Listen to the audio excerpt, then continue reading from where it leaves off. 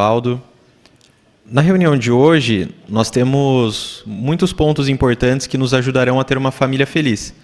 Inicialmente, nós vamos ver, em Tesouros da Palavra de Deus, um discurso que nos ajudará a ter paz no casamento. Vamos ver sugestões para termos um casamento mais feliz. Em Encontre Joias, nós vamos responder a seguinte pergunta: em que sentido os olhos do tolo vagueiam até os confins da terra? Nós também vamos ter duas partes que nos ajudarão no nosso ministério. Uma delas no testemunho informal e outra no testemunho público. Teremos também um discurso que nos ajudará a entender Provérbios 17:17. Voltando sobre a família, no final da reunião nós teremos um discurso direcionado para a comunicação na família. Vamos ver como nós podemos ter uma boa comunicação. E vamos concluir então a nossa reunião com o estudo bíblico de congregação. Para darmos início, em Tesouros da Palavra de Deus, nós teremos o discurso com o tema Tenha paz no seu casamento. Quem fará para nós o discurso é o irmão Danilo Silva.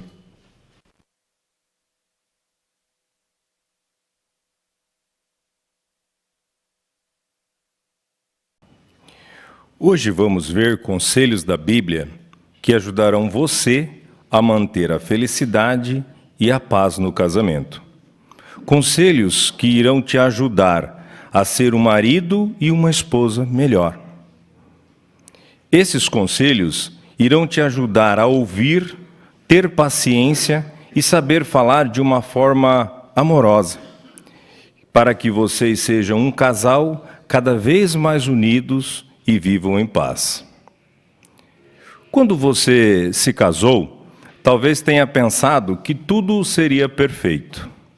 Mas, na verdade, mesmo um marido e uma esposa que se amam muito, acabam tendo problemas. Por que isso acontece? Porque vocês são duas pessoas diferentes. E é possível que vocês não concordem com tudo. Por quê? Porque vocês precisam aprender a viver juntos, a estarem unidos em pensamentos e em sentimentos, para que vocês possam compartilhar as mesmas ideias e viver em paz, não importa onde estejam. Um casal não precisa de muito para ser feliz e ter paz no seu casamento. Manter a paz no casamento exige esforço, mas vale muito a pena. Vamos ver um texto que mostra o que é melhor para se ter paz em um lar? Está no Provérbios 17:1. Vamos ler? Provérbios 17:1, que nos diz: melhor um pedaço de pão seco, onde há paz, do que uma casa cheia de banquetes, juntos com discussões. Então, esse texto nos mostrou que é melhor ter um pouco em um ambiente de paz do que ter muito numa casa cheia de discussão. Vamos ver agora também uma imagem que nos mostra esse ambiente de paz. Veja esse exemplo de um casal israelita fazendo uma alimentação simples. Eles estão num ambiente simples, mas num ambiente de paz, não é mesmo? Notem a expressão de felicidade deles, né? Eles entendem um ao outro. Isso nós podemos ver no olhar. Por quê? Porque eles compartilham dos mesmos pensamentos e, por isso, eles vivem em paz. Obrigado pela imagem, irmãos. Então, se esforce para fazer o mesmo no seu casamento. Compartilhe dos mesmos sentimentos com o seu cônjuge. Muitos casais se deixam levar pelas demandas desse sistema consumista e se empenham em construir um patrimônio e garantir a sua segurança financeira. Mas, em busca disso, acaba se tornando cansativo essa busca e exige muito do seu tempo. E acaba não sobrando um tempo de qualidade para o casal. E nem conseguindo, muitas vezes, usufruir de tudo que lutaram tanto para conseguir. Não deixe que as preocupações com o futuro tire a paz do seu casamento. Se você é o marido, Jeová espera que cuide da sua esposa com carinho, com dignidade e com muito amor. Você deve estar disposto a colocar os interesses dela na frente dos seus. Você, como esposa, Jeová espera que respeite profundamente o seu marido e que o ajude, o apoie nas decisões e coopere com ele de todo o seu coração. Não deixe que as coisas pequenas virem um problema. Vamos ver um texto que ajudará a evitar que isso aconteça. Está em Provérbios, agora o versículo 17, o capítulo 17, o versículo é o 9, que nos diz: quem perdoa uma transgressão promove o amor, mas aquele que insiste em falar sobre um assunto separa bons amigos. Algumas pessoas estão sempre com raiva, disposta a brigar, guardar mágoa, ficar ofendida com facilidade. Isso acontece no seu casamento, isso acontece com muitos casais. Tem a tendência de criar casos sobre coisas pequenas. Se você costuma agir assim, você não está promovendo o amor e a paz no seu casamento. O que você pode fazer para mudar? Pergunte-se: será que eu poderia ser mais paciente com meu marido ou com a minha esposa?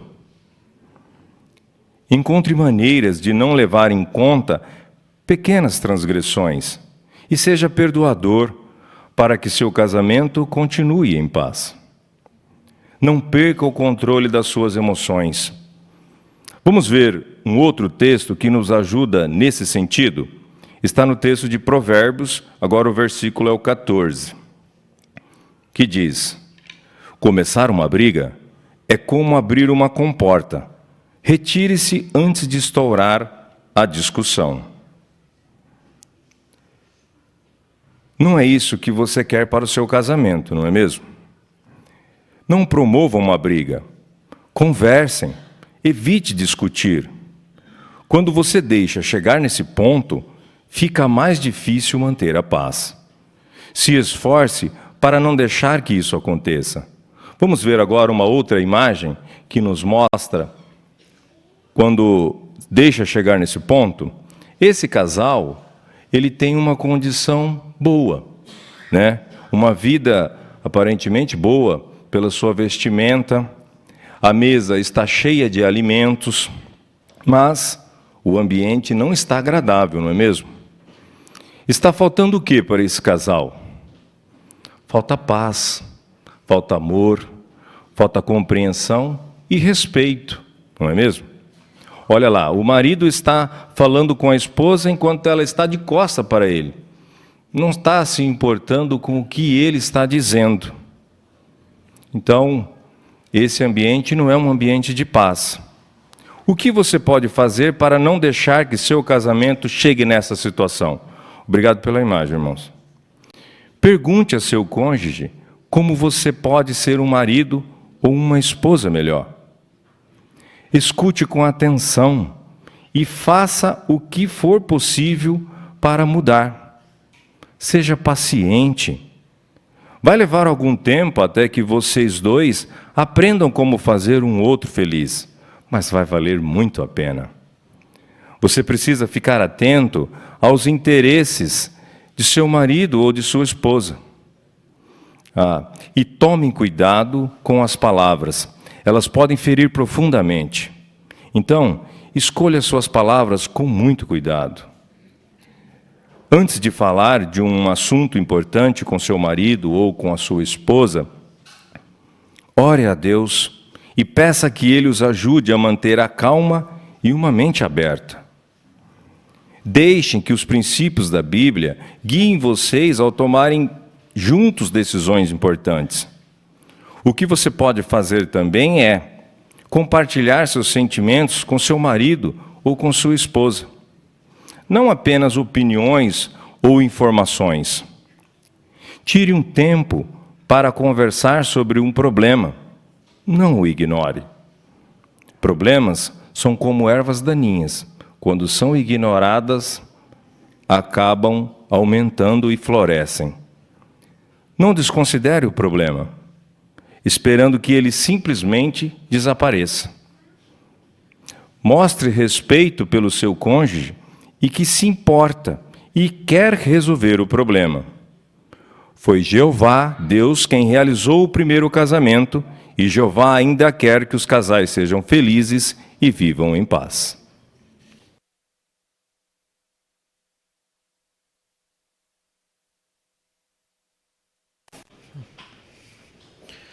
Muito obrigado, irmão Danilo, pelo bom discurso feito a nós. Agora nós daremos continuidade e poderemos compartilhar as joias espirituais que nós encontramos na leitura da semana. Quem conduzirá essa parte para nós é o irmão Daniel Benfica.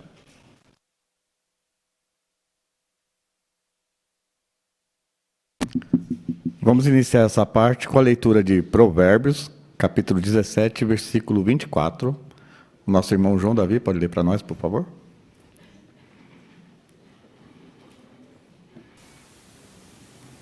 A sabedoria está bem diante, quem tem discernimento, mas os olhos do tolo vagueiam até os confins da terra. Muito obrigado pela leitura, irmão. Em que sentido os olhos do tolo vagueiam até os confins da terra? Nossa irmã aqui na frente.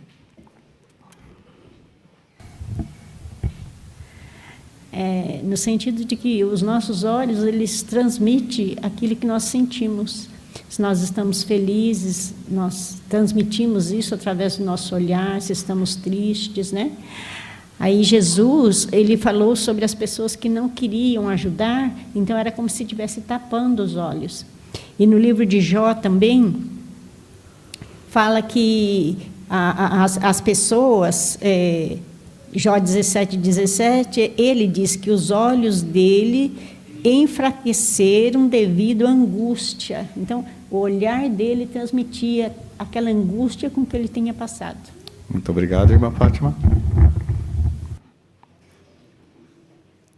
Que joias espirituais você encontrou na leitura da Bíblia desta semana?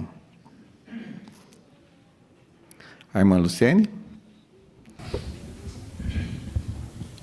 No livro de Provérbios 17:10, fala que uma repreensão tem efeito mais profundo em quem tem entendimento. Então, a pessoa que tem verdadeiro entendimento, ela não pensa que sabe tudo, né? Por ele ser entendido, ele está pronto para escutar, ele discerne, né, a base da repreensão e tira dela maior proveito. É diferente da pessoa tola, né, que tira, como diz o versículo, tiraria mais de 100 golpes. Muito obrigado, irmã Luciene. Aqui na frente, nosso irmão Renato. Provérbios 17, o versículo 3, a parte B, diz que Jeová examina os corações. Meditar nessas palavras me ajuda a lembrar do meu papel no ministério. Eu não estou ali para julgar ninguém, mas para compartilhar uma mensagem de esperança. Só Jeová conhece o que está no íntimo de cada pessoa. É Ele que determina quem deve ser salvo. Muito obrigado, irmão Renato. Nosso irmão Lenoir, por favor. Provérbios capítulo 17, versículo 22, diz que o coração alegre é um bom remédio, mas o espírito abatido, ele consome a energia. Interessante a aplicação que o livro Jovens Perguntam, volume 2, na página 79, ele diz que talvez algumas pessoas, quando estão passando por graves doenças, acham que não é apropriado a pessoa ser sorridente ou ser feliz, né? Parece que isso agrava a situação. Mas ela faz a colocação de que é o contrário. Companhias agradáveis e bom senso de humor podem ser revigorante e aumenta sua vontade de viver. Sendo assim, pense em como você pode tornar a sua vida mais alegre. Então, vem dizendo que a alegria, inclusive, era um dos frutos do Espírito de Jeová. Então não precisa, porque eu estou passando por uma grave doença, ficar agora carrancudo. Pode se esforçar em dar um sorriso, estar no meio de pessoas alegres. Isso faz bem, é como uma cura. Obrigado, irmão Lenoir. Nossa irmã Ana aqui na frente, por favor.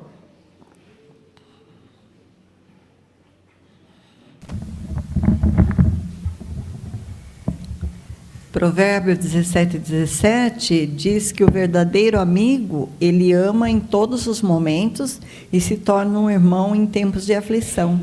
Então, esse versículo indica que nós precisamos da ajuda de outros quando estamos lutando contra pensamentos ruins. Se não falarmos com outros o que estamos sentindo, podemos chegar ao ponto de não conseguir mais suportar os sentimentos negativos. Mas se nós nos abrirmos com um amigo, esses sentimentos podem ficar mais fracos e talvez a gente consiga ter um ponto de vista diferente daquela situação. Aprendi, então, que amigos de verdade ficam do nosso lado, nos bons e nos maus momentos. Muito obrigado. Nossa irmã Rosana. Provérbios 17:6 fala que os pais são a glória dos filhos. O que isso significa? Como que você pode honrar seus pais? Quando você tem gratidão por tudo que eles já fizeram e farão ainda por você. E também por dar a obediência que lhe convém, porque eles têm muito mais experiência e também devemos levar em conta que a casa é deles, as regras são deles. Então, quando mostramos essa obediência, certamente é uma glória. Muito obrigado, irmã Rosana. Nossa irmã Aparecida. Provérbios 17:24 diz que a sabedoria está bem diante de quem tem discernimento. Aprendi que, diferente do estúpido, cujos olhos e mente vagueiam em vez de vocalizar coisas importantes, então devemos buscar entendimento a fim de agirmos com sabedoria. Muito obrigado, irmã Aparecida. Nossa irmã Rose, por favor.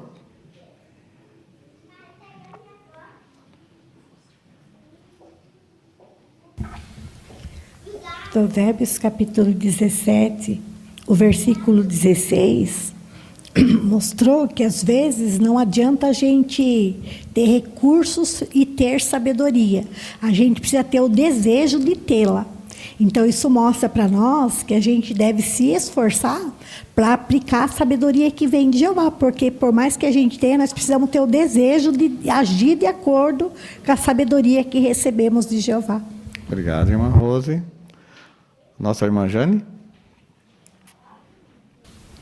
Achei muito interessante o versículo 27, onde lá fala que homem de conhecimento, ele controla as suas palavras, e o homem de discernimento mantém a calma. Quem possui, então, conhecimento da palavra de Jeová, deve se refrear as suas declarações e não permitir que as suas palavras jorrem livremente, como uma torrente, em especial quando está irado.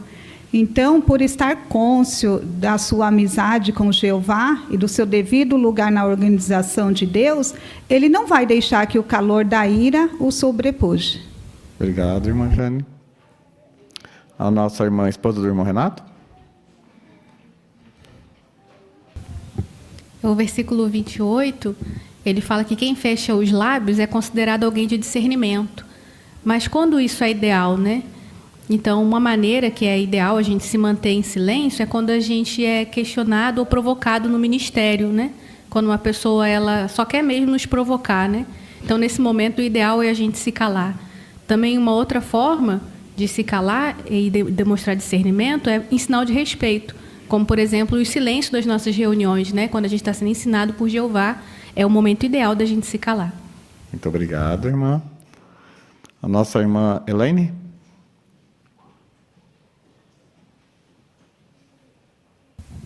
O versículo 9 fala que aquele que insiste em falar, ele separa bons amigos.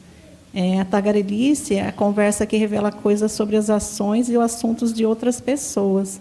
E, às vezes, pode ser um rumor infundado e até mesmo uma mentira. Mas o tagarela, ele talvez não saiba que o rumor seja falso, mas, mesmo assim, continua divulgando e, assim, se tornando responsável de propagar uma mentira. Obrigado, irmã Elaine, pelo comentário. Nossa irmã Giovana, aqui na frente.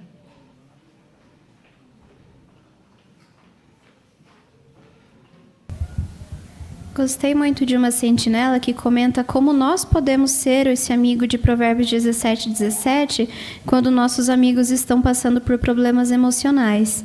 Lá diz: ofereça ajuda, mas em vez de achar que sabe como ajudar, pergunte o que você pode fazer. Se for difícil para o seu amigo se expressar e dizer o que precisa, tente sugerir algo que vocês possam fazer juntos, como sair para uma caminhada, por exemplo. Ou você pode se oferecer para ajudar nas compras, na limpeza ou em alguma outra tarefa. Essas são algumas maneiras de sermos bons amigos em tempos de aflição. Obrigado, irmã Giovana. Nosso irmão Gabriel.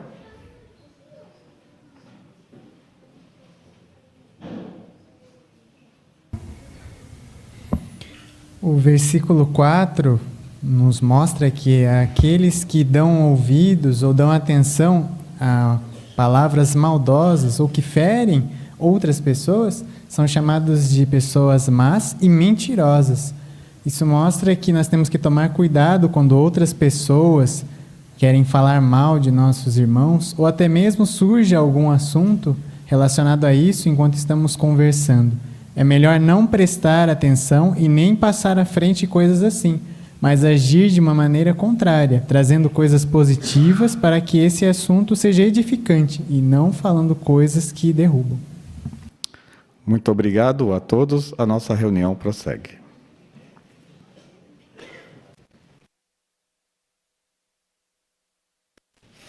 Muito obrigado, irmão Daniel, pela boa condução e também a todos os participantes, pela sua preparação e bons comentários. Aqueles que terão suas participações na sala B podem acompanhar o irmão Nilson Redondo, ele já está os aguardando. Aqui no salão principal, nós teremos a leitura da Bíblia de Provérbios, capítulo 17, os versículos 1 a 17. E quem fará para nós essa leitura é o irmão Wagner Barbosa.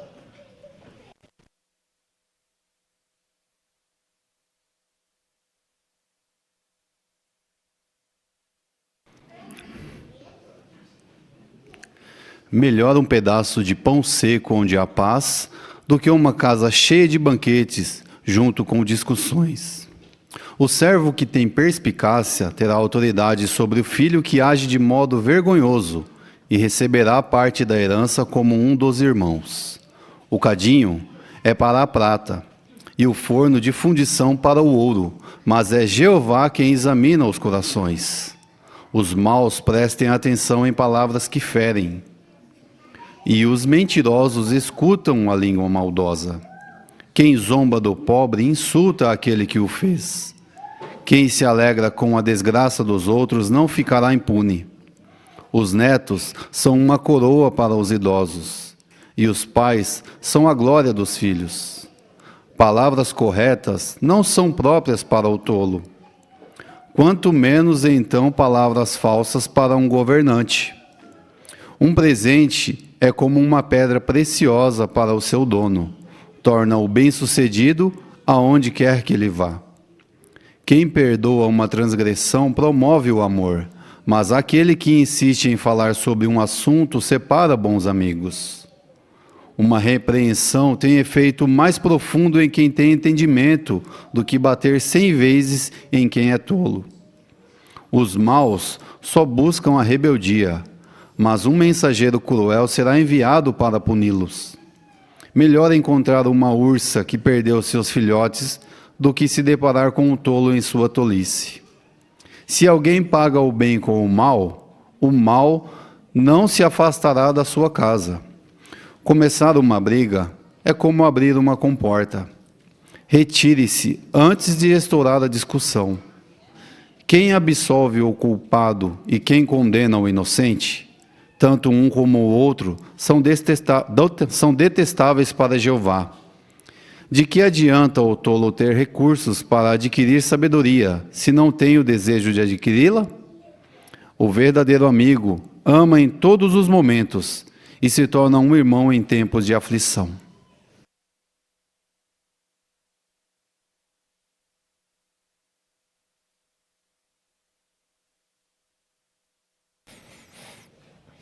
Muito obrigado, irmão Wagner, pela preparação, pela boa leitura que o irmão fez para nós. O irmão saiu muito bem na lição número 10, da brochura Melhore. Mude o volume, a emoção e o ritmo durante a apresentação. Então, o que deve ser feito? Use volume, emoção e ritmos variados para transmitir de modo claro as ideias e os sentimentos. E a lição nos ensina que nós podemos variar o volume, a emoção e o ritmo de acordo com a nossa leitura. É importante nós encontrarmos o equilíbrio, porque se nós dermos muita ênfase ou pouca ênfase, pode mudar o sentido da nossa leitura. Então, nós não devemos falar tão alto a ponto de parecer que estamos repreendendo as pessoas e também não exagerar nos sentimentos para não acabar chamando atenção para nós. E o irmão saiu muito bem nessa lição. Eu achei interessante no ponto varia o volume, o irmão fez o seguinte: fale mais alto para destacar pontos principais, motivar as pessoas, ou ao ler um texto contém uma mensagem de condenação. E no versículo 5, nós tínhamos uma expressão: quem zomba do pobre, insulta aquele que o fez. Quem se alegra com a desgraça dos outros, não ficará impune. E o irmão aumentou a entonação da sua voz nesse trecho, e no restante da leitura também, o irmão fez uma boa variação da sua voz. Ajudou muito a gente a tirar bastante proveito da leitura. Muito obrigado, irmão, pela boa preparação e pela boa leitura que fez. Agora nós daremos início à próxima sessão. Faça seu melhor no ministério. A parte número 4, iniciando conversas no testemunho informal. Quem fará para nós essa parte é a irmã Ana Rosa, junto com a irmã Janaína Santos.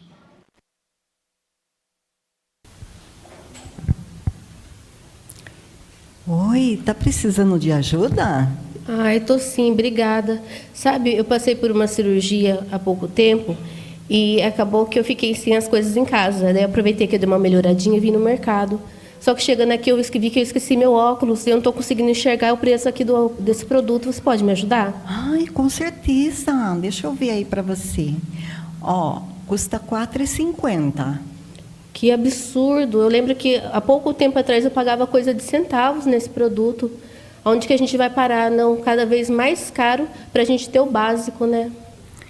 Sim, realmente. Tudo sobe, né? Mas eu nem me apresentei, meu nome é Ana, e o seu? Eu sou Janaína. Prazer, viu, Janaína? Então, como a gente estava falando a respeito dos preços, né, das coisas que sobem muito, né? É complicado, né? Você vem com uma quantia de dinheiro um mês, no outro já não daria para vir com a mesma quantia, né? Mas, Janaína, e se eu te disser que um dia tudo isso vai acabar? Ah, Ana, se for promessas de políticos, eu nem quero saber.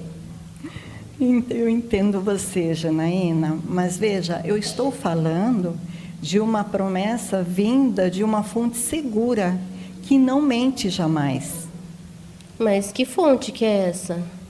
Então, Janaína, Deus, Ele promete que um dia tudo isso vai acabar. E deixou registrado na sua palavra, a Bíblia Sagrada. Eu tenho aqui comigo a Bíblia no meu dispositivo. Eu gostaria que você...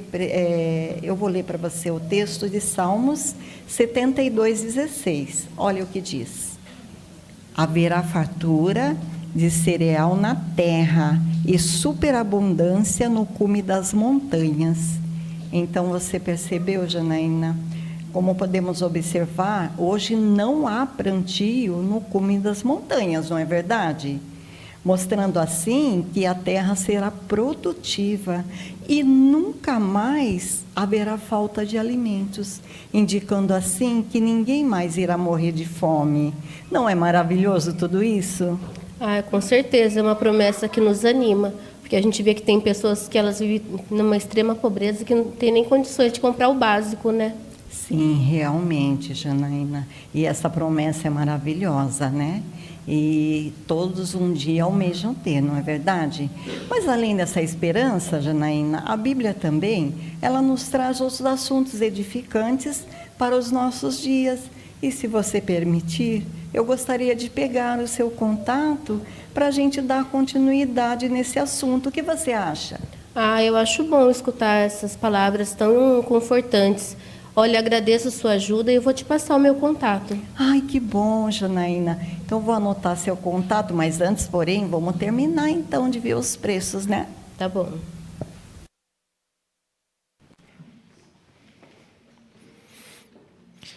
Muito obrigado, irmã Ana, a irmã Janaína, pela preparação das irmãs, pela boa parte que as irmãs fizeram.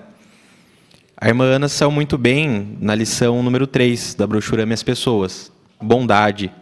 Ali no ponto número 5, diz o seguinte: seja prestativo. Usando de bom senso, veja se você pode ajudar a pessoa de formas práticas. Atos de bondade podem abrir as portas para uma conversa. E a irmã fez exatamente isso. Ali no testemunho informal, no mercado, a irmã notou uma dificuldade ali da ouvinte. Ela não estava conseguindo enxergar. E a irmã foi prestativa, prestou ajuda prática. Isso abriu portas para uma conversa. E no nosso ministério, nós podemos fazer bom uso disso também. Não devemos menosprezar o poder que tem atos de bondade. Abre portas para conversas e para futuros estudos bíblicos, revisitas. As irmãs são muito bem nesse aspecto. Muito obrigado, as irmãs, pela boa parte que as irmãs fizeram. Agora nós teremos a parte número 5. Iniciando conversas no testemunho público, ofereça um estudo bíblico. Quem fará para nós essa parte é a irmã Andréia Souza, junto com a irmã Edna Alexandre.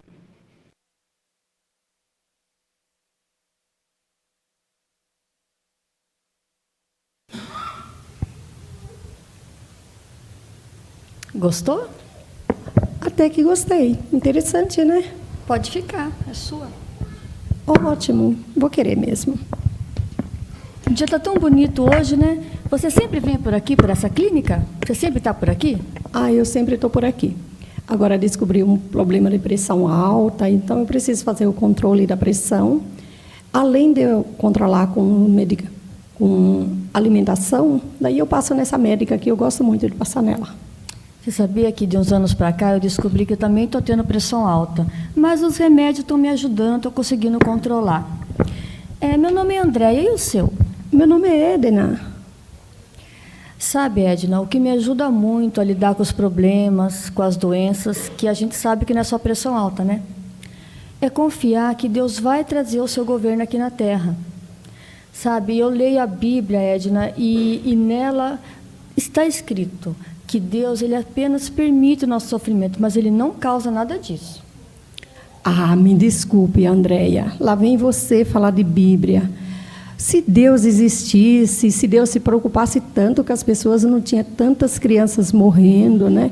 Até crianças morrendo de fome, essas doenças cada dia têm aumentado, o crime, a violência, está demais. Deus abandonou as pessoas. Então, Edna, eu entendo sua revolta. Sabe, eu sei como é que realmente é difícil a gente acreditar. Mas você pode confiar, como eu já falei, Deus ele apenas permite. Na sua palavra Bíblia ele fala isso, que Ele apenas permite, mas Ele não causa nada disso, nenhum desses sofrimentos. E, como você pode ver, eu sou uma testemunha de Jeová e eu leio muito a Bíblia. E aí nós temos muito prazer, Edna, em ensinar a Bíblia para as pessoas através dessa revista que você pegou. Ela é toda baseada na Bíblia, toda. E eu tenho, assim, muita confiança de coração, Edna, que se você começar a estudar a Bíblia, a sua opinião sobre Jeová, Deus e sobre sua palavra, a Bíblia, vão mudar. Olha, André, eu espero que mude. Mas quando você me falou essas palavras, eu comecei a pensar. Você falou Jeová, já vi até falar nesse nome outras vezes. Mas na Bíblia tem esse nome, Andréia? Sim, Edna, Jeová é o nome de Deus. E, se você me permitir, tem um texto que fala isso. Eu posso ler para você esse texto? Pode, já que a gente está aqui falando sobre o assunto, pode sim. Então, eu tenho aqui no meu celular a Bíblia, ó. Deixa eu mostrar para você. O texto é o de Salmo 83 e o versículo é o 18, que fala assim, ó. Que as pessoas saibam que tu, cujo nome é Jeová, somente tu és o Altíssimo sobre toda a terra. Você viu, Edna? Você viu? Então, Deus tem um nome, está aqui na Bíblia. E se você aceitar o estudo nessa revista, que ela é toda baseada na Bíblia, você vai aprender muito mais coisas maravilhosas sobre Ele. Olha, você me ofereceu esse estudo de tão bom grado que eu vou aceitar. Mas já vou avisando, sem compromisso, porque eu não quero compromisso com a Bíblia e nem com os estudos de vocês. Então, é sem compromisso. Claro, não tem problema nenhum. Você só me fala o dia que é melhor para você e o horário que eu vou até a sua casa. Já vamos deixar até combinado. No domingo, na parte da manhã, eu tenho um pouco tempo nesse período. Então, ok. Então, domingo de manhã, com o maior prazer, eu vou até a sua casa. Tá ótimo.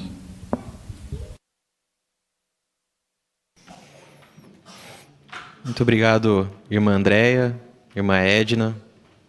As irmãs se prepararam bem, fizeram uma boa parte para nós. A irmã Andréia estava sendo observada na brochura Ame as Pessoas. A lição 6 fala sobre coragem. E o ponto 4 nos mostra que nós não devemos julgar as pessoas.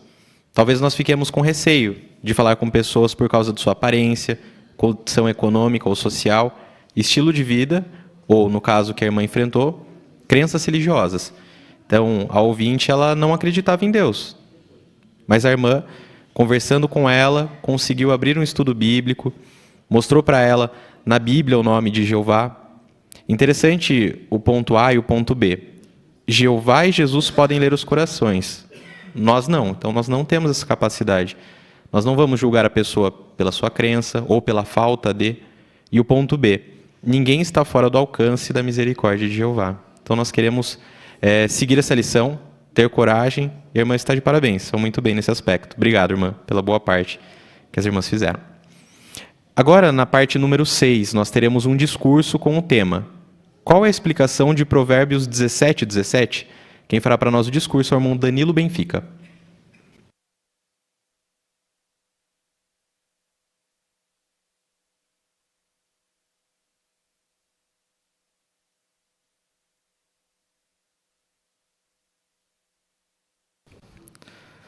Você tem um bom amigo? Imagino que muitos dos irmãos presentes têm bons amigos. Bons amigos são importantes para termos felicidade na vida. Eles despertam o melhor de nós e nos ajudam a ser pessoas melhores. O verdadeiro amigo é aquela pessoa que você pode confiar e que sempre está disposto a ajudar você. E a Bíblia, com seus conselhos práticos, nos mostra como um verdadeiro amigo deve ser. Conseguimos ver isso no livro de Provérbios. O livro de Provérbios ele contém muitos conselhos práticos. Ele possui várias frases curtas e simples que fazem o leitor pensar. O modo que Salomão escreveu os provérbios é parecido com um tipo de poesia hebraica. E uma poesia hebraica que cita sobre o verdadeiro amigo está em Provérbios, capítulo 17, versículo 17. Vamos ler esse texto? Se os irmãos acharam na sua Bíblia o livro de Provérbios, capítulo 17, versículo 17, ele diz assim: o verdadeiro amigo ama em todos os momentos e se torna um irmão em tempos de aflição. Conseguiram notar como deve ser o verdadeiro amigo? Provavelmente, quando Salomão estava escrevendo esse Provérbios, ele deve ter pensado na amizade de seu pai, Davi, com seu amigo Jonatã.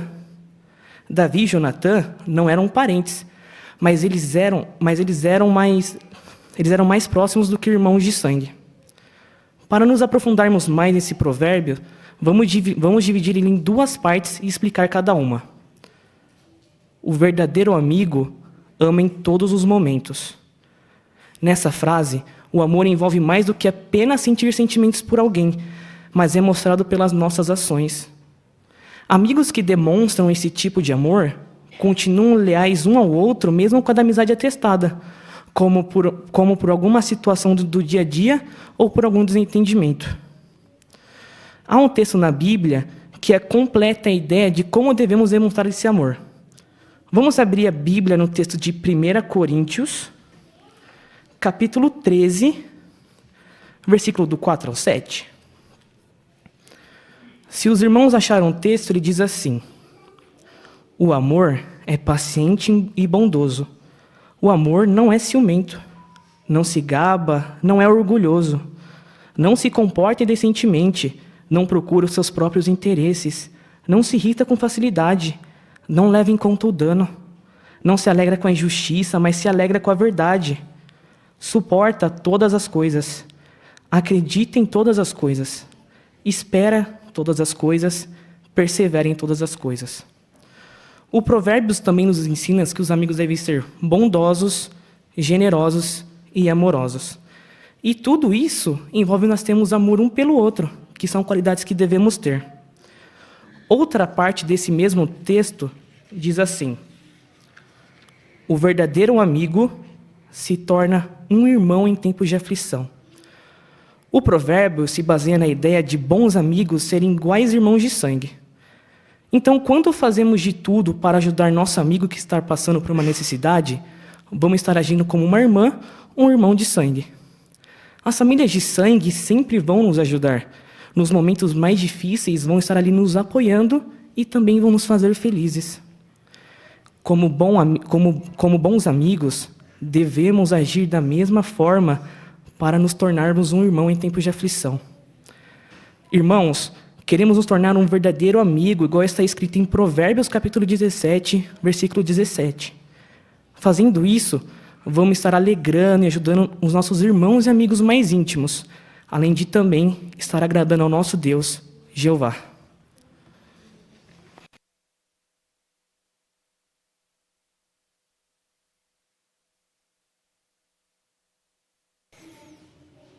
Muito obrigado, irmão Danilo, pela boa preparação, pelo bom discurso. Achei interessante que o irmão manteve um bom contato visual com a assistência. Isso mostra que o irmão estava muito bem preparado. O irmão estava sendo observado na brochura Melhore, na lição número 13. Mostre como colocar o assunto em prática. Então, o que nós devemos fazer?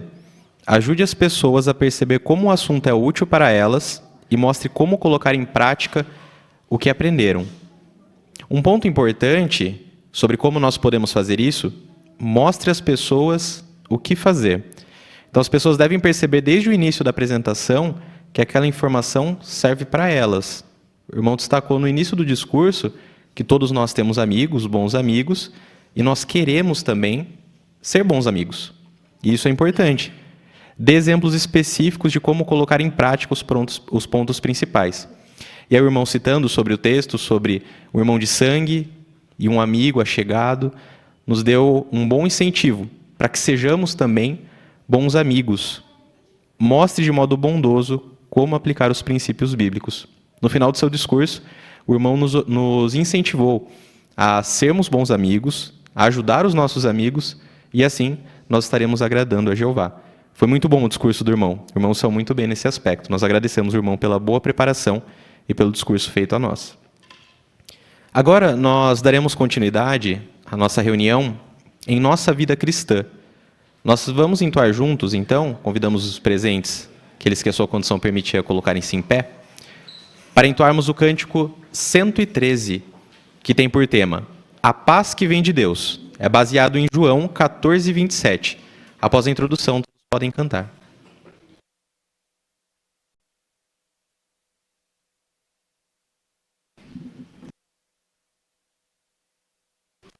Nós podemos participar com os nossos comentários. Na parte número 7, é uma consideração.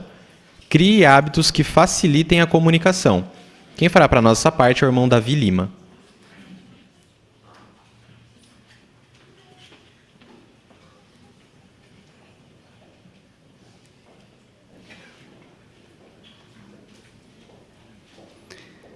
Uma das definições da palavra comunicação significa é a capacidade de trocar ou discutir ideias, de dialogar, de conversar com vista ao bom entendimento entre pessoas. E com certeza, quão vital é nós desenvolvermos esta característica da comunicação dentro do nosso âmbito familiar. Se o amor pode ser chamado de coração da vida feliz em família, a comunicação pode ser classificada como o sangue vital. Se ela for interrompida, haverá dificuldades, mas se fluir livremente, haverá harmonia, paz e tranquilidade. Podemos nos perguntar pessoalmente como está a comunicação dentro da minha própria família. Será que tem algum aspecto que eu posso melhorar também nesse respeito? E quais são duas qualidades importantes que nos ajudam a nós desenvolvermos uma ótima comunicação dentro de nossa própria família? É verdade, queridos irmãos, para nós termos uma família feliz, é muito importante a comunicação.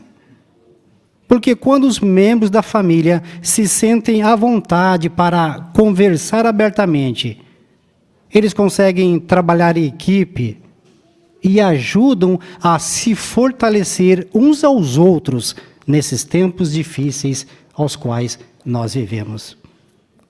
Se temos alguma dificuldade que nós estamos lidando desse sistema, quando nós estamos reunidos como família, a comunicação é importante para nós lidarmos com várias dessas situações difíceis. Observe, por favor, o livro de Provérbios, capítulo 15, o versículo 22. E aqui faz justamente referente a isso, sobre a importância de termos boa comunicação. Provérbios, capítulo 15, versículo 22. Diz: os planos fracassam quando não há comunicação, mas com muitos conselheiros há bons resultados.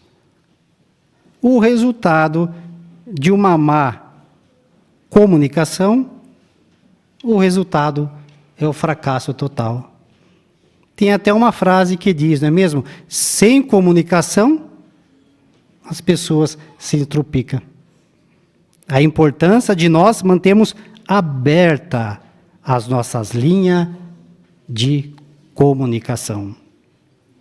Como você pode contribuir para criar um ambiente em que todos na sua família se sintam à vontade para se expressar? A primeira sugestão da Organização de Jeová é passar tempo juntos. Tempo de qualidade com a nossa família, com as nossas crianças. E a orientação de Jeová se encontra em Deuteronômio, capítulo 6, versículos 6 e 7. Note em que ocasiões, em muitas dessas ocasiões, podemos aproveitar bem do tempo para fortalecer a nossa família e as nossas crianças. Note aqui em Deuteronômio, capítulo 6, versículos 6 e 7. Que diz assim: estas palavras que hoje lhe ordeno devem estar no seu coração, e você deve inculcá-las a seus filhos e falar delas sentado na sua casa, andando pela estrada, e ao se deitar e ao se levantar. Temos várias ocasiões específicas que podemos fazer valer o nosso tempo com a nossa família. Notaram? Ao andando pela estrada, vai levar as criançadas para a escola? Aproveita este momento para fortalecer a comunicação entre os seus filhos. E ao se deitar, converse com eles, faça uma oração com eles. E ao se deitar e ao se levantar. O ponto em questão é aproveitar o tempo do melhor modo possível. As pessoas dizem que perca de tempo é dinheiro, mas não é, é vida. E a nossa família também é a nossa vida, em especial em sentido espiritual. Queremos cuidá-las bem, usando a comunicação para fortalecê-los cada vez mais em sentido espiritual. E quando os membros da família fazem tarefas do dia a dia juntos, participam em atividades espirituais, se divertem juntos, o tempero do amor e da confiança entre eles são mais fortalecidos ainda. Aproveita bem esse tempo quando você estiver com a sua família ou até mesmo com seus próprios filhos. Às vezes nós temos que deixar de lado o nosso gosto pessoal ou às vezes a nossa própria preferência, abrir mão de algo nosso em benefício da nossa família e dos nossos filhos, das nossas crianças. E ao nós fazermos isso, nós vamos observar que realmente vale muito a pena aproveitarmos esses momentos agradáveis para encorajá-los, para fortalecê-los, ajudá-los a ver e sentir que Jeová está dentro do coração de nossas crianças, de nossa família. E quando nós temos esse tempo, queremos certamente aproveitá-lo do melhor modo possível. E de preferência não permitir com que o nosso telefone celular desvie a atenção daquele tempo precioso que estamos dedicando à nossa família. Vamos assistir a um vídeo agora que vai nos ajudar nesse sentido. O tema do vídeo é Como ter paz na família, melhore a comunicação. Depois nós faremos 2 perguntas do assunto. Temos 2 perguntas para nós fazermos uma consideração dela. Por exemplo, a primeira: como a falta de equilíbrio ao usar aparelhos eletrônicos pode afetar a comunicação da família? O irmão Lucas Franco. Percebe-se que nessa família já havia acabado a comunicação, porque na hora das refeições, cada um com o seu aparelho, e prejudicava bastante. Ainda bem que o pai percebeu, a mãe percebeu, e depois de uma boa conversa, a situação foi resolvida. Isso, obrigado, irmão Lucas. Observa a segunda. No vídeo, o que mais você aprendeu sobre boa comunicação?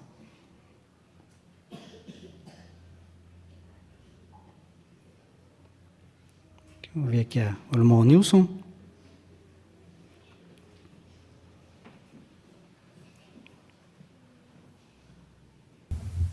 É aquilo que todos nós sabemos, mas muitas vezes falhamos nesse aspecto. Especialmente os que têm filhos, é mais difícil ainda do que se fosse só o cônjuge. Mas conversar abertamente e com bondade, com carinho, tentando resolver as questões. É muito prático isso. É para funcionar da maneira de Jeová. Verdade. Obrigado, irmão Nilson. Irmã Luciene.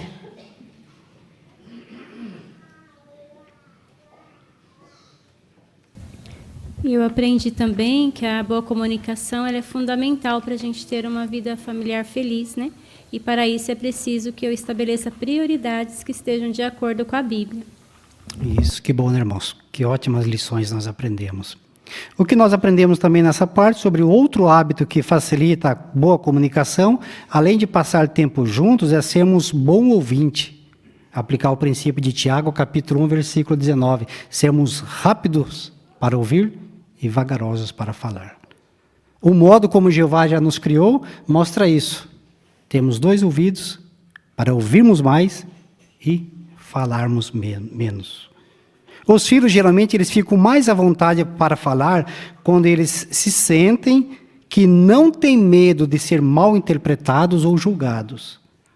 Faça o seu melhor para não perder a calma se seu filho disser algo que deixa você preocupado. Em vez disso, escute com empatia.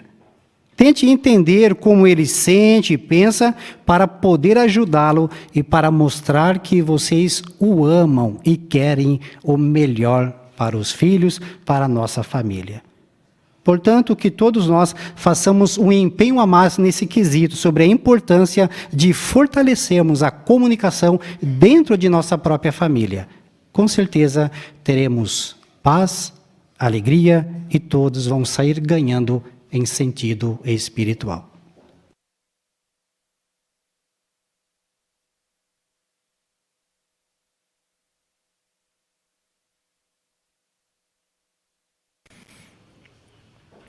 Muito obrigado, irmão Davi, pela boa condução, os irmãos pela boa preparação, pelos bons comentários. Vamos dar continuidade com o estudo bíblico de congregação. Quem conduzirá para nós o estudo bíblico é o irmão Israel e o leitor, o irmão Peterson Evandro.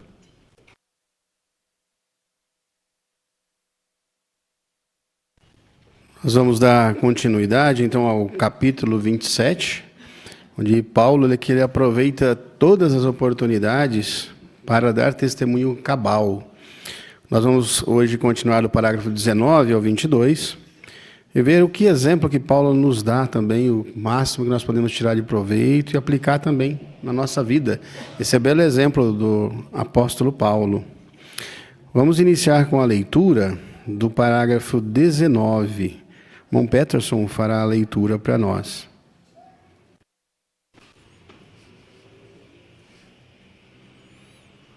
Lucas conclui sua narrativa num tom positivo e cordial, dizendo: Paulo permaneceu ali por 2 anos inteiros, na casa que alugou, e recebia bondosamente a todos os que iam vê-lo, pregando-lhes o reino de Deus e ensinando a respeito do Senhor Jesus Cristo com toda coragem, sem nenhum impedimento.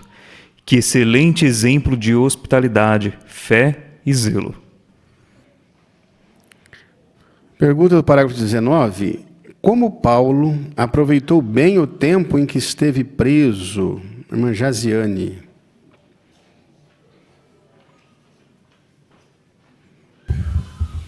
Então, Paulo ele permaneceu preso ali naquela residência por 2 anos, e quando ele recebia as pessoas que iam visitar ele aproveitava para pregar as boas novas do reino, ensinando a respeito de Jesus. E tudo isso ele fez com coragem. E interessante que o texto aqui fala que ele não teve nenhum impedimento, então ele aproveitou bem o tempo. É verdade, irmã Jaziane. Obrigado. A irmã Rose, por favor.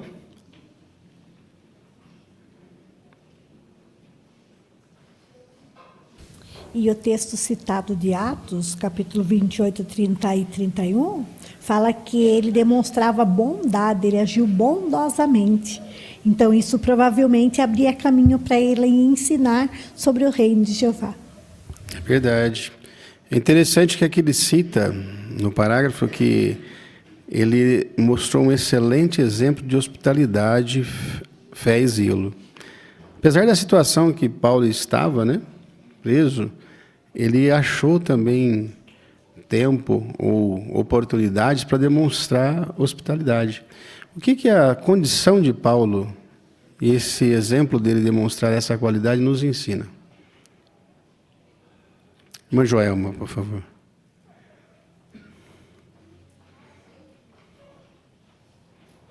Nós sabemos que a condição de Paulo não era ideal ali, ele estava preso. Mas ele havia recebido de Jesus a informação que ele iria pregar em Roma. Então ele sabia, é o que eu tenho no momento. Eu quero cumprir. Foi tanto sacrifício para chegar até aqui, conforme nós vimos, que naquele momento ele fez o melhor que podia para pegar. Ele foi hospitaleiro porque ele recebia bem as pessoas. Não importava que a situação ele não tivesse uma mesa posta, talvez uma casa aconchegante. Então, isso nos mostra que talvez não tenhamos a melhor das situações, talvez até uma situação inconveniente, mas se fizermos esforços, também poderemos ser hospitaleiros. É verdade, irmã Joelma. Muito obrigado pelo comentário, Sempre nós podemos, em qualquer situação, demonstrar essa qualidade, Assim como o zelo também que Paulo demonstrou. Vamos à leitura do parágrafo 20 e 21. Um dos que Paulo recebeu bondosamente foi um homem chamado Onésimo, um escravo fugitivo de Colossos. Paulo ajudou Onésimo a se tornar cristão, e Onésimo, por sua vez, se tornou um fiel e amado irmão para Paulo. De fato, Paulo descreveu como meu filho, para quem me tornei pai. Onésimo deve ter animado muito a Paulo. Outros também se beneficiaram do excelente exemplo de Paulo. Para os filipenses, ele escreveu: a minha situação tem, na verdade, resultado no progresso das boas novas, de modo que as correntes que me prendem por causa de Cristo se tornaram de conhecimento público entre toda a guarda pretoriana e todos os demais.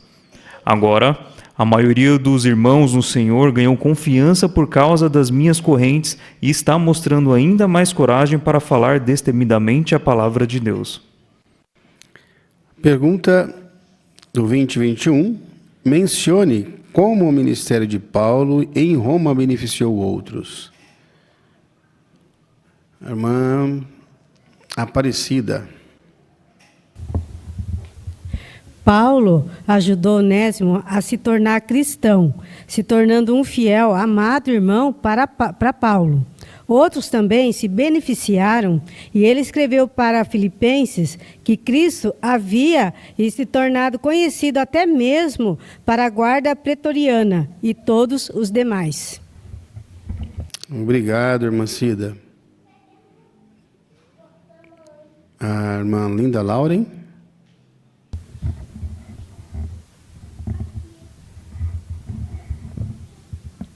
E ele completa dizendo que os irmãos, né, tinham ganhado mais confiança por causa das correntes dele e estava mostrando ainda mais coragem para falar sobre a palavra de Deus. É verdade, irmã Linda. Obrigado. Irmã Joelma. Então, nós vimos que Filémon se beneficiou muito do ministério de Paulo, né? Porque possivelmente Onésimo já o conhecia de uma ocasião em que Paulo visitou Filémon e procurou ele quando estava lá preso. E estar junto com Paulo ajudou a se tornar cristão e beneficiou os dois, né? Tanto Onésimo como Filémon. E ele menciona também, no parágrafo 21, em Filipenses, ele menciona que até mesmo a guarda pretoriana teve a oportunidade de receber, ouvir, né, as boas novas sobre Cristo. Não sabemos, né, se algum soldado veio a se tornar nosso irmão, mas eles tiveram essa ampla oportunidade aberta. É verdade. A situação de Onésimo ali, Paulo, na verdade, não queria muito, né? Que ele até não queria, né? Mas por que Paulo ali, baseado na nota aí, ele pediu para que Onésimo voltasse? Irmã Janete? Porque isso ia violar, então, a lei romana e ia infringir os direitos do dono de Onésimo, né? O cristão Filémon. Então, por isso, Onésimo retornou para Filémon, levando consigo uma carta de Paulo que incentivava Filémon a receber bem seu escravo como um irmão espiritual. Obrigado. Vamos ler esse texto aqui de Filémon, capítulo 10 ao 12. Quem gostaria de ler para nós? Irmã Luciene, por favor.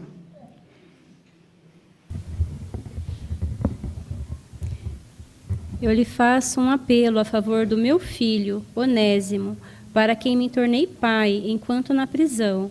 Antes ele era inútil para você, mas agora é útil para você e para mim.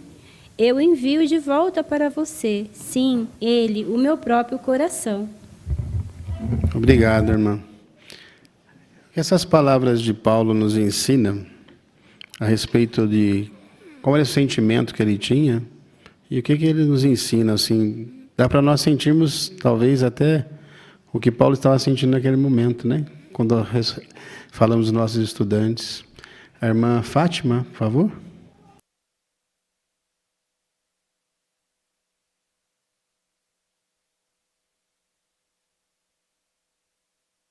Ele desenvolveu um amor paterno por Onésimo, né? Ele chama ele de filho, diz que ele era pai. Então, foi um sentimento assim muito afetuoso que ele desenvolveu. E nós podemos também desenvolver esse sentimento pelos nossos estudantes também, para que eles possam também ter confiança em nós, como Onésimo tinha no apóstolo Paulo. Verdade. Obrigado, né? Irmão Miguel.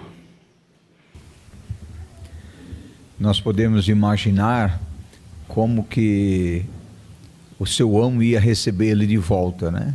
Um fugitivo, como nós já estudamos na revista uns tempos atrás, provavelmente ele deve ter deixado um prejuízo até para o seu amo, porque fugiu, né? Não se sabe exatamente o caos que ele até criou entre os próprios outros escravos, mas ao receber uma carta tão amorosa, tão carinhosa do apóstolo Paulo, com certeza Filémon também passou a tratar Onésimo de uma maneira diferente como irmão. Então nós podemos também no nosso dia a dia, com os outros nossos irmãos, sempre procurar falar bem dos nossos irmãos. E quando nós fazemos isso, nós estamos promovendo a paz e estamos sendo fortalecidos na fé e fortalecendo a fé de outros nossos irmãos também. É verdade, Miguel. Obrigado, viu, pelo comentário. Vamos passar então à leitura do parágrafo 22. Paulo aproveitou seu encarceramento em Roma para escrever cartas importantes que hoje fazem parte das escrituras gregas cristãs. Essas cartas ajudaram os cristãos do primeiro século, a quem Paulo tinha escrito. Nós também podemos ser ajudados pelas cartas de Paulo, visto que os conselhos inspirados que ele deu são tão práticos hoje quanto na época em que foram escritos. Pergunta do 22. Como Paulo aproveitou o seu encarceramento em Roma? Irmã Ana Rosa.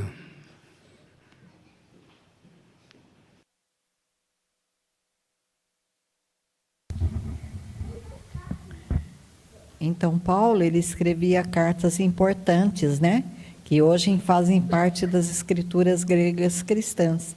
E essas cartas ajudaram os cristãos do primeiro século.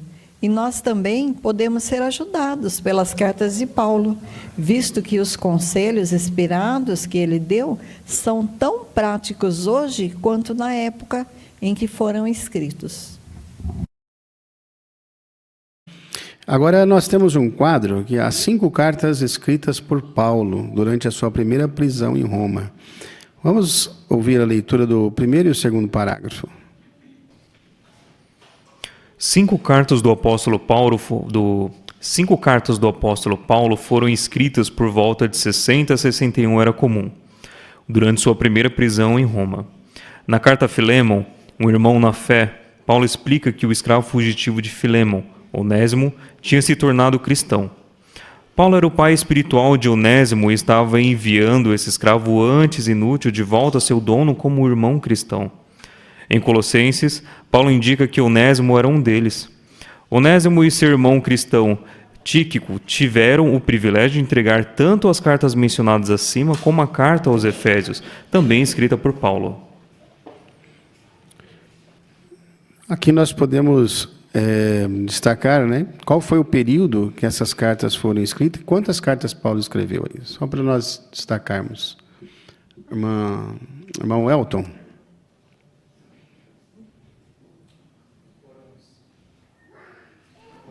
Cartas, foram 5 cartas do apóstolo Paulo por volta do ano 60 e 61.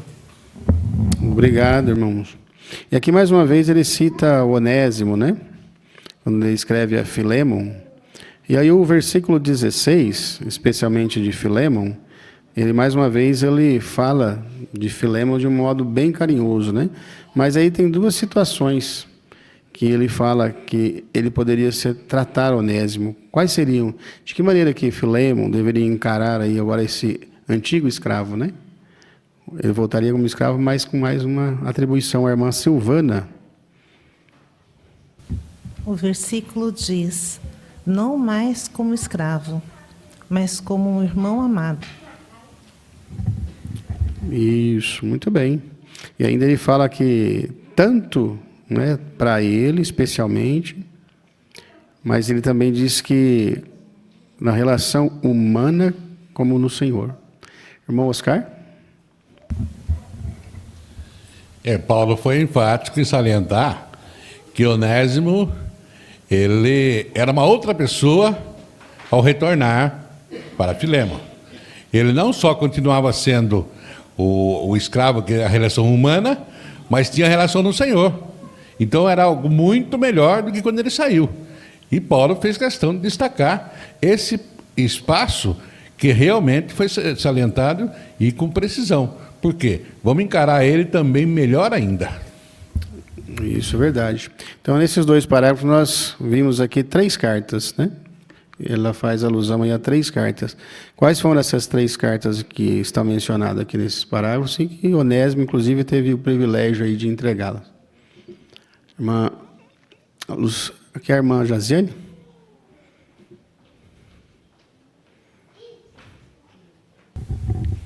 Então, foi Filémon, Colossenses e Efésios.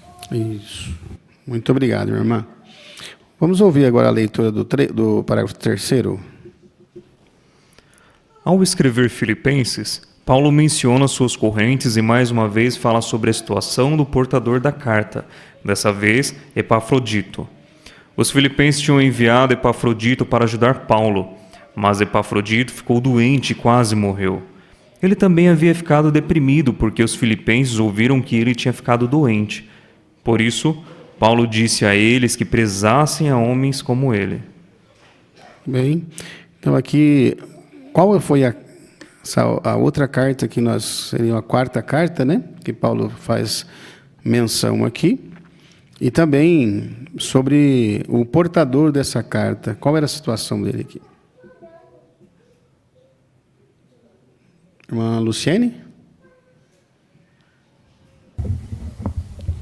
Então, foi a carta aos Filipenses, né? Então, Paulo menciona nessa carta correntes e fala da situação do portador da carta, que foi o irmão Epafrodito, né? Ele estava doente, quase morreu, e além disso ele ficou deprimido ainda, né? Porque os filipenses ouviram que ele tinha ficado doente. Então, Paulo disse que eles prezassem, né, homem como ele. Isso. Aqui ele nos ensina duas lições, né, irmãos? Primeiro, quando Paulo fala de suas correntes, a situação que ele estava, mesmo assim, escrevendo essa carta, isso nos ensina uma lição, não é? Qual é? Irmão Isaías? Nos ensina que, mesmo estando talvez limitado ali pelas suas correntes, né, estando preso, ele não permitiu que isso o impedisse de escrever essas cartas e de fortalecer os irmãos. Isso. Muito obrigado, irmão. Isso nos ensina também, né? Que, independente da situação, nós podemos também dar o nosso melhor, apesar de dificuldades que possamos enfrentar. E a segunda situação fala aqui do nosso irmão estar deprimido, doente, né? E que tivessem uma consideração, prezassem esse irmão, né? Isso também nos ensina uma outra lição. A irmã Marivânia. A respeitar os irmãos quando está doente. Se nós não podemos ajudar, orar por eles, não criticar, porque depressão é doença e exige que a pessoa ela venha a se cuidar. Então nós devemos respeitar os nossos irmãos, que foi isso que Paulo orientou. Isso, obrigado, minha irmã. É fato que nós precisamos, né, irmãos, dar atenção, especialmente nos tempos que estamos vivendo, né? Que na nossa congregação temos alguns irmãos também que estão doentes, né? Passam por dificuldades nesse sentido. E é muito amoroso. Os seus irmãos têm demonstrado o amor que os irmãos demonstram nesse sentido, em cuidar amorosamente desses irmãos nessa situação, né? Muito bem. Vamos à leitura do quarto parágrafo? A carta aos Hebreus foi dirigida aos cristãos hebreus na Judéia. Embora essa carta não identifique especificamente o escritor, as evidências apontam para Paulo. O estilo de argumentação é típico dele. Paulo envia cumprimentos da Itália e menciona Timóteo, que estava com ele em Roma. Obrigado, irmão Peterson, pela excelente leitura que fez a nós. A pergunta nesse parágrafo, a carta que foi dirigida aos Hebreus, por que nós podemos dizer, ou quais são as evidências aí que apontam que Paulo foi o escritor dela? Irmão Enzo?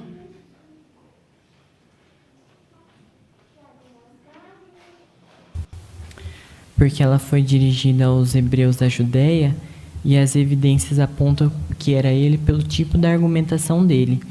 E ele fez essa carta para enviar os cumprimentos aos irmãos que estavam na Itália e também menciona Timóteo. Vendo depois na Bíblia em Hebreus, no capítulo 13, versículo 23, a gente vê que ele estava tranquilizando os irmãos que estavam na Judéia, porque Paulo havia sido libertado. Então, ele estava tranquilizando os irmãos. Obrigado, irmão Enzo. É interessante, irmãos, que todos nós passamos uma mensagem com o que fazemos, o modo que agimos, como tratamos os irmãos, né? Aqui citou uma situação que Paulo ele era conhecido até mesmo pela a argumentação e a maneira de escrever, né? Paulo era conhecido até por isso. Isso também nos ensina uma lição, não é? Qual lição nós aprendemos com o exemplo e a nossa conduta? A conduta de Paulo, e o que nós aprendemos com isso? O irmão Renato, por favor. Paulo criou uma boa reputação, um bom nome. Então, quando nós criamos um bom nome, a nossa conduta vai estar em harmonia com isso. E as pessoas vão reconhecer que nós temos uma boa conduta, até mesmo pelas nossas ações. É isso mesmo. Muito obrigado. O irmão, a irmã Rose aqui na frente.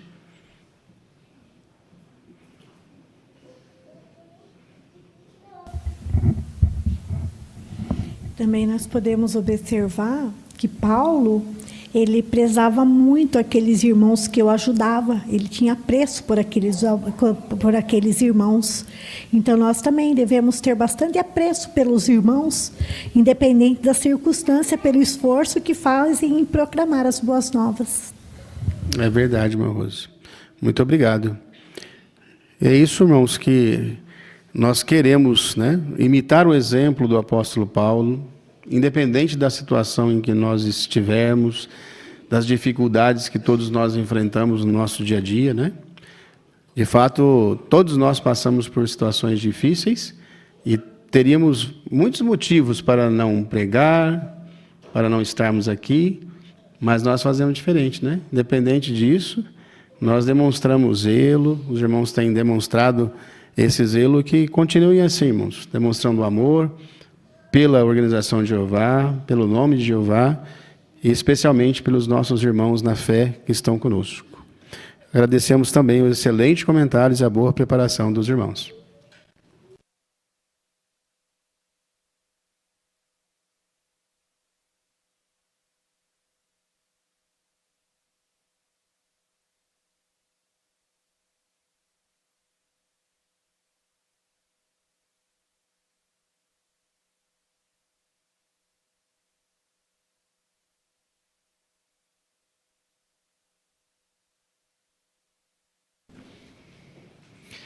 Muito obrigado, irmão Israel, pela boa condução, irmão Peterson, pela boa leitura, e a todos os irmãos, pelos bons comentários, pela boa preparação.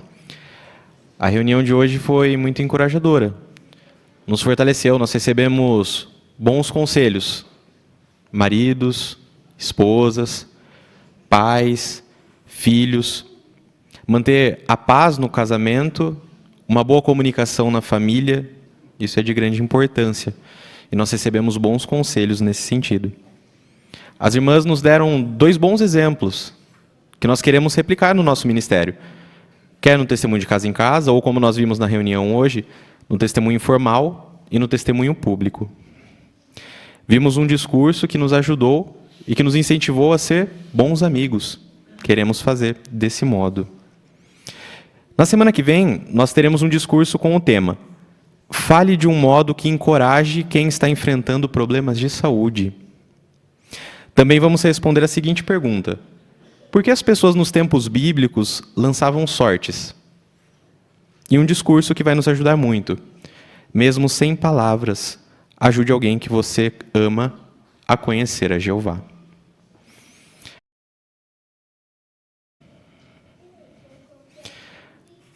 Para encerrarmos a nossa reunião, convidamos todos os presentes, aqueles que a sua condição permitir, a colocarem-se em pé, para juntos entoarmos o cântico 35, que tem por tema: o que é mais importante? É baseado em Filipenses 1:10, e após o cântico, nós teremos a oração final, que será feita pelo irmão José Roberto Lopes. Os dedos dos pés eram em parte de ferro e em parte de barro, comparando a profecia registrada em Daniel 41, 43, com outras profecias dos livros de Daniel e Apocalipse, pode-se concluir que os pés representam o poder anglo-americano, que ocupa a posição de liderança no mundo.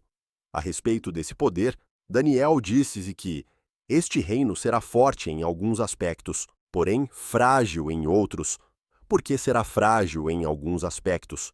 Porque as pessoas comuns, representadas pelo barro macio, não permitem que esse poder revele plenamente sua força de ferro. Pelo modo como Daniel descreveu a estátua, podemos aprender várias verdades importantes. Primeiro, a potência mundial anglo-americana possui força enorme e já a demonstrou várias vezes. Por exemplo, desempenhou um dos papéis-chave na vitória em ambas as guerras mundiais, mas essa potência mundial é enfraquecida pelos seus próprios cidadãos. Eles se voltetam contra o governo e se desentendem entre si. Essa situação persistirá no futuro. Em segundo lugar, é esse poder mundial que governará quando o reino de Deus puser fim a todos os reinos humanos. Contexto histórico e profético. Este trecho continua a descrição do sonho do rei Nabucodonosor, em que Daniel vê uma enorme estátua composta de metais e materiais diferentes. A cabeça é de ouro, o peito e os braços de prata, o ventre e as coxas de bronze, as pernas de ferro e os pés em parte de ferro e em parte de barro. A fase final, a fusão do ferro sulfuro resistente com o barro quebradiço, simboliza um reino que combina imenso poder militar, ferro, com fraqueza interna, barro. Parâmetros com outras profecias de Daniel e do Apocalipse alinham esse império final à aliança anglo-americana, a potência dominante dos nossos dias.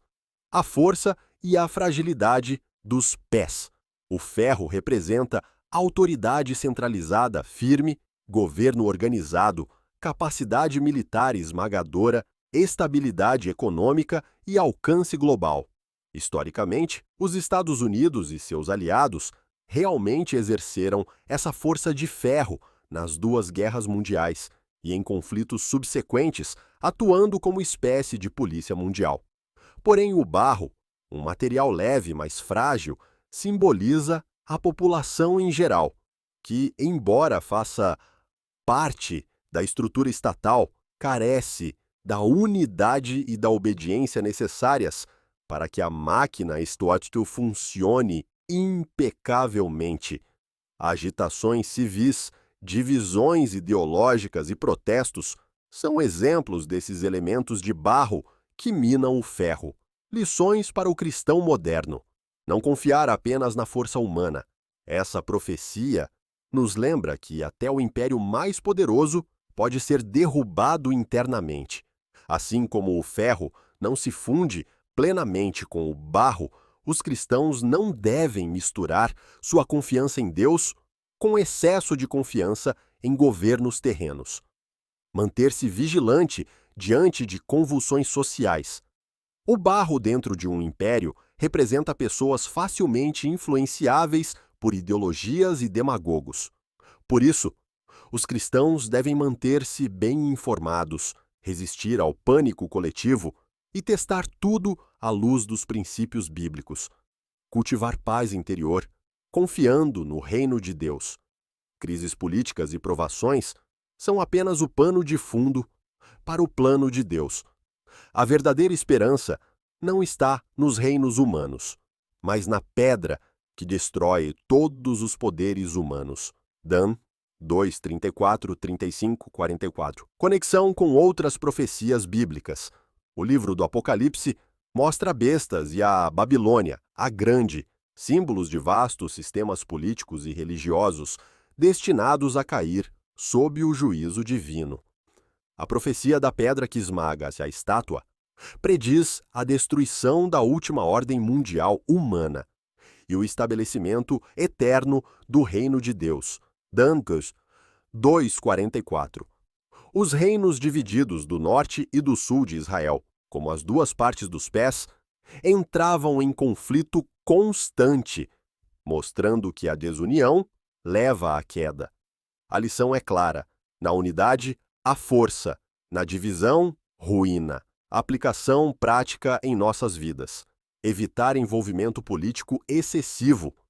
Os fiéis são chamados a ser pacificadores, Mateus 5:9, e submissos às autoridades, enquanto isso não conflitar com as leis de Deus, Rom 13:1-2, Atos 5:29. Fortalecer seu suprimento de óleo espiritual.